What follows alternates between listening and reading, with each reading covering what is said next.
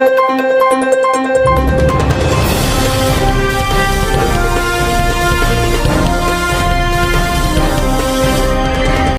Surgery किसे वरदान तो काट नहीं लिया सकती है पहला वांग जीवन मार। ਦਿੱਲੀ ਦੇ ਇੰਦਰਪ੍ਰਸਥ ਅਪੋਲੋ ਹਸਪਤਾਲ ਦੇ ਮਾਇਰਾਂ ਨੇ ਅੰਮ੍ਰਿਤਸਰ ਪੰਜਾਬ 'ਚ ਕੈਂਸਰ ਤੋਂ ਲੈ ਕੇ ਸੜਕ ਹਾਦਸਿਆਂ ਦੇ ਸ਼ਿਕਾਰ ਲੋਕਾਂ ਨੂੰ ਪਲਾਸਟਿਕ ਅਤੇ ਕਾਸਮੈਟਿਕ ਸਰਜਰੀ ਬਾਰੇ ਦਿੱਤੀ ਜਾਣਕਾਰੀ। ਚੀਫ ਐਡੀਟਰ ਕਮਲਜੀਤ ਸਿੰਘ ਦੀ ਵਿਸ਼ੇਸ਼ ਰਿਪੋਰਟ।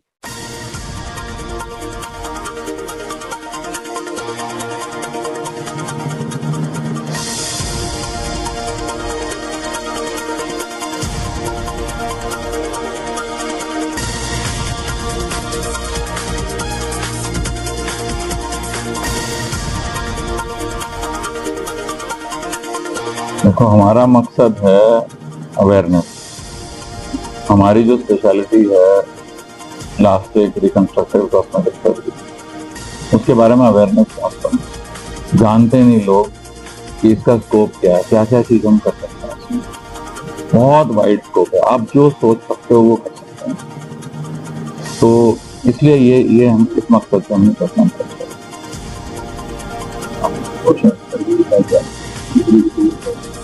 कॉस्मेटिक सर्जरी जो है वो प्लास्टिक सर्जरी का हिस्सा है। जो हमारी मेन स्पेशलिटी है प्लास्टिक सर्जरी, उसका एक हिस्सा है जो डिफेक्ट्स और डिफॉर्मिटीज को करेक्ट करता है, नॉर्मल पे लाता है, वो रिकंस्ट्रक्टिव सर्जरी। जो नॉर्मल लोगों को इम्प्रूव करता है वो कॉस्मेटिक सर्जरी। तो वो उसका प्लास्टिक सर्जरी का ही डिवीजन है। और धीरे धीरे, क्योंकि पहले इंडिया में बहुत कम होता था, अब काफ़ी है। और अब हमारी जो समझ है, हमारी जो एजिंग की, वो बेटर है। तो हम बहुत हेल्प कर सकते हैं बॉडी को, फेस को रेस्टोर करने के लिए जैसे वो होनी चाहिए। तो कॉस्मेटिक सर्जरी अब काफ़ी हद तक रेस्टोरेटिव भी हो रही है। जैसे हमें पता है कि हमारे यहाँ पे आप देखेंगे कि 10 साल के बच्चे को भी अंडर आई कर दिया है। हमारी बोनी स्ट्रक्चर रहता है, हमें पता है कि ये ऐसे जैसे जैसे एज करेंगे ये इस तरह से फेस में चेंजेस आएंगे। हम उसको करेक्ट कर सकते हैं जिससे उसको रेस्टोर करें। तो अब ज़्यादातर कॉस्मेटिक सर्जरी काफ़ी हद तक रेस्टोरेटिव होती जा रही है। सिर्फ जो लोग जिनके फीचर्स कुछ ऐसे हैं जो कि बाकी उनके पॉपुलेशन के जैसे नहीं है, समझ लो किसी की नोज बहुत दबी है, बहुत ऊंची है, उनको अपने पीयर्स की तरह करने के लिए हम ये नहीं सोचते कि भाई सुंदर कर रहे हैं, हम चाह रहे हैं कि वो और लोगों जैसे दिखाए। जैसे हेयर ट्रांसप्लांट है, आज की तारीख में आप देखेंगे 20, 22, 24 साल की उम्र से बच्चों के हेयर लॉस होना शुरू होता है। तो उसको अगर हम हेयर ट्रांसप्लांट करेंगे तो उसको वैसा बनाएंगे जैसा वो नॉर्मली दिखना चाहिए था, ठीक है ना। तो अब जो है कॉस्मेटिक प्रोसीजर की भी यूटिलिटी, जो यूजफुलनेस है, जो उसका फायदा है, वो हमारे चीजों को रिस्टोर करने के लिए towards the rest of the population, उनके जो पीयर्स, उनके साथ की जो उस समाज के लोग हैं उन जैसे दिखे। तो इस तरह से कैंसर पीड़ितों के लिए जैसे आपने बताया क्या उसके बाद लाइफ टाइम अगर कैंसर पीड़ित होता है उसकी सर्जरी होती है तो लाइफ टाइम। देखो, मैं कैंसर का बताता हूँ आपको। 2-3 तरह के कैंसर हैं जिनमें हम रिकंस्ट्रक्शन करते हैं, प्लास्टिक सर्जरी का काम है। सबसे पहला है ओरल कैंसर, मुंह के अंदर पान मसाला, स्मोकिंग, टोबैको च्यूइंग, चूना कत्था, इन सब से होता है। उसमें क्या होता है, जब कैंसर होता है तो गाल का एक हिस्सा निकालते हैं, कई बार हड्डी भी निकालनी पड़ती है। अगर आपने सारी बीमारी निकाल दी तो यहाँ पे इतनी टिश्यूज की गैप बची। हम कहीं से वो टिश्यूज लेते हैं, हम पैर से लेते हैं या पैर की जो हड्डी होती है नीचे उससे लेते हैं, और उसमें अब यहाँ से आप ऐसे ही नहीं लगा सकते, उसकी नसें साथ लेते हैं।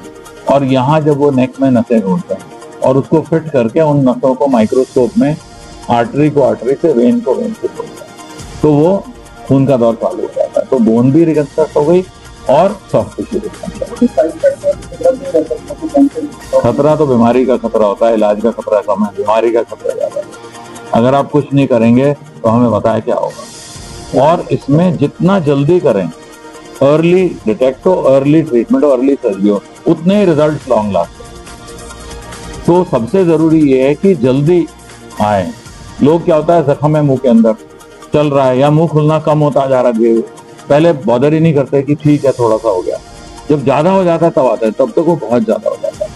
तो जितना जल्दी आएंगे उतना जल्दी। दूसरा होता है कैंसर ब्रेस्ट का, छाती का कैंसर। उसमें आमतौर पे छाती निकालते हैं और हम रिकॉर्ड करते हैं।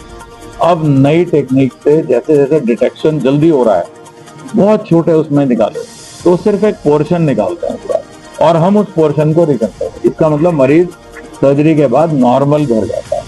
ये नहीं कि मेरा शरीर का आधा हिस्सा गायब हो गया। तो उससे emotionally, mentally quality of life जो है वो नॉर्मल लोगों की तरह होती है। तो ये बहुत जरूरी है। तो रिकंस्ट्रक्शन काम आता है। जैसे पैर में ट्यूमर है, पहले ज्यादातर ट्यूमर्स में काट देते थे, अभी क्या करते हैं, उस हिस्से को निकाल देते हैं, उसकी जगह आर्टिफिशियल हड्डी की जगह लाते हैं और हम मांस का ट्रांसफर करके दूसरी जगह से उसको कवर कर रहे हैं। तो सैल्वेज ऑफ लिम्स, लेग का सैल्वेज, फुट का सैल्वेज बहुत ज्यादा पॉसिबल होता है। ये तो एक ही दिन में हो जाती है। जैसे ही, तो उसकी दो टीमें होती हैं, एक कैंसर सर्जन होता है, वो निकालने की टीम होती है, वो हट जाते हैं, हम रिकंस्ट्रक्शन की टीम में साथ आते हैं। तो एक ही स्टेज में सारा हो जाता है। उसमें शायद 6 से 12 घंटे तक भी लग जाए, लेकिन उसी दिन पूरा हो जाता है और करीब 2 वीक्स में सारी हीलिंग पूरी हो जाती है। तो अपोलो अवेयरनेस के लिए बहुत काम करते हैं, ज़्यादातर लोग सर्जरी कराने की तरह करते हैं, बारे में बातें करते हैं, तो अवेयरनेस का मतलब होता है। अपोलो कैंपेन्स भी कंडक्ट करता है। हमारी एक यूट्यूब चैनल है अपोलो, आप देखेंगे मेरे यूट्यूब चैनल, उसमें सबसे जरूरी क्या है, आपको ज्यादातर यूट्यूब में चैनल जो मेडिकल सब्जेक्ट मिलेंगे इंग्लिश में मिलेंगे। हम क्या करते हैं, अब नेटिव लैंग्वेजेस में बना रहे हैं, हिंदी में बना रहे हैं, फिर और लैंग्वेजेस में भी बनाते हैं। उसकी रीच ज्यादा है, लोगों की समझ में ज्यादा आएगा। तो आप अगर विजिट करें अपोलो हॉस्पिटल की जो चैनल है, उसमें आपको यूट्यूब में वीडियोज आएंगे, आप देखें डॉक्टर कुलदीप सिंह, और आपको मिलेंगे और भी अपोलो हॉस्पिटल की हेल्थ अवेयरनेस के वीडियोज उसमें मिलेंगे। तो वो भी साथ साथ कर रहे हैं, प्रेस कॉन्फ्रेंसेस करते हैं रेगुलर बेसिस पे। तो अवेयरनेस होगी तो पता रहेगा जल्दी जाना है, क्या करना है, क्या पॉसिबल है।